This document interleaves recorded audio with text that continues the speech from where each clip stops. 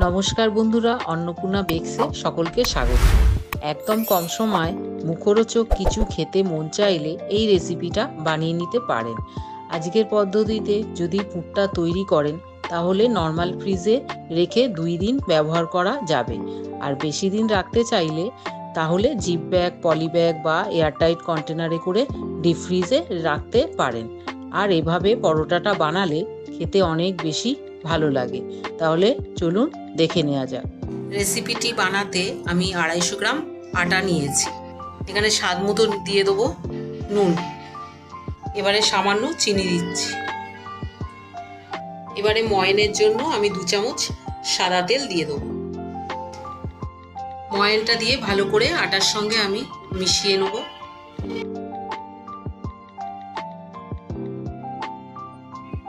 ময়নটা দিয়ে ভালো করে মেখে নিয়েছি, যে এরকম একটা হয়েছে। এবারে জল দিয়ে অল্প অল্প করে মেখে নেবো আটার।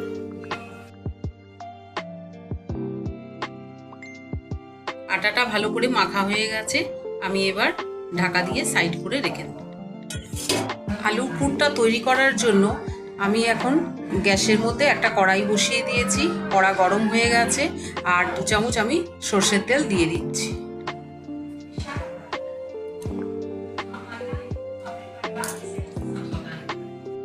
এবারে তেলটা ঠান্ডা থাকতে থাকতেই আমি কিছুটা কারি পাতা ফোড়ন দিয়ে দেবো।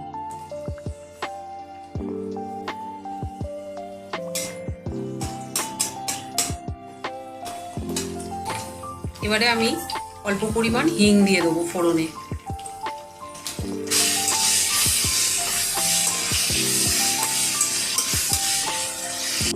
এখন পরিমাণ মতো আমি জিরে ভাজা গুঁড়ো দিয়ে দেবো।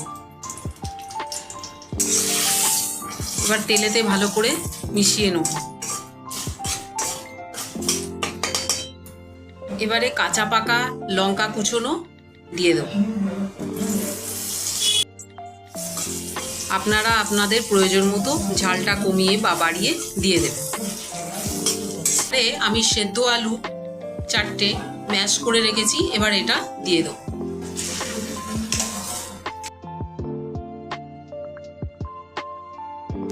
আলুটা মশলার সাথে ভালো করে মিশিয়ে নিয়েছি। এবারে স্বাদ মতো নুন দিয়ে দেব। টেস্টটা ব্যালেন্স করার জন্য সামান্য একটু চিনি দিয়ে দিচ্ছি। এবারে সামান্য দিয়ে দেবো গরম মশলা। এবারে ছোট 1 চামচ আমচুর পাউডার দিয়ে দেবো। আপনারা আমচুর পাউডারের বদলে এখানে চাট মশলাটাও দিতে পারেন।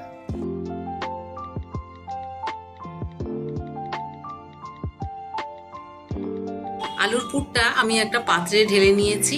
আর এইভাবে আলুর পুরটা যদি একটুখানি কড়ায় ভেজে নেওয়া হয় সেদ্ধ আলুটাকে ম্যাশ করে, তাহলে পরোটার খেতে আরও বেশি ভালো লাগে, মানে দ্বিগুণ স্বাদ হয়।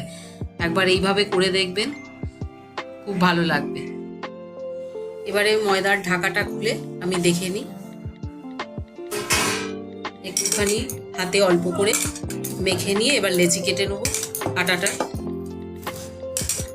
ভালোভাবে লেচিগুলোকে কেটে নিয়েছি, এবারে বেলে নেব। এবারে তেল দিয়ে ভালো করে লেচিটাকে বেলে দিচ্ছি। ভালো করে বড় করে রুটিটা বেলে নিলাম। এবারে মাঝখানে আমি পুরটা দিয়ে দেব। ভালোভাবে পুরটা দিয়ে দিয়েছি চারিদিকে। এবারে আমি সামান্য একটু চিজ গ্রেট করে নিয়েছি, এটা একটু অল্প ওপর থেকে ছড়িয়ে দেবো। এটা সম্পূর্ণ অপশনাল, আপনারা এটা ছাড়াও বানিয়ে নিতে পারেন, একই টেস্ট আসবে, কিন্তু চিজটা দিলে ভালো লাগবে যেহেতু নিরামিষে পরোটাটা তৈরি হচ্ছে। এবারে আমি এইভাবে ফোল্ড করে নেব এক সাইড থেকে। এক সাইডে ফোল্ড করে নিয়েছি, এবার অপর সাইডেও আমি এইভাবে একটা ফোল্ড দিয়ে দেবো। এবার এই সাইড দিয়ে সামান্য একটু জল লাগিয়ে নেবো যাতে ভালোভাবে আটকে যায়। আস্তে করে এইভাবে ফোল্ড করে নেব।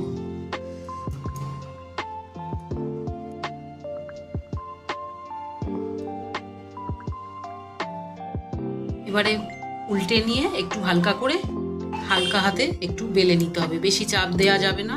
হালকা হাতে একটু বেলে নিতে হবে যাতে পুরটা বেরিয়ে না আসে।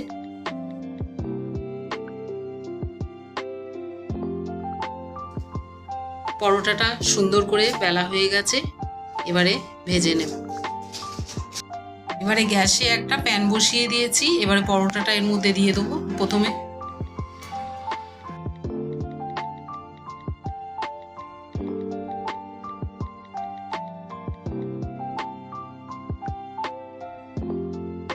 শাঁকা হয়ে গেছে দু পিঠ, এবারে আমি তেল দিয়ে দেবো সাইড থেকে।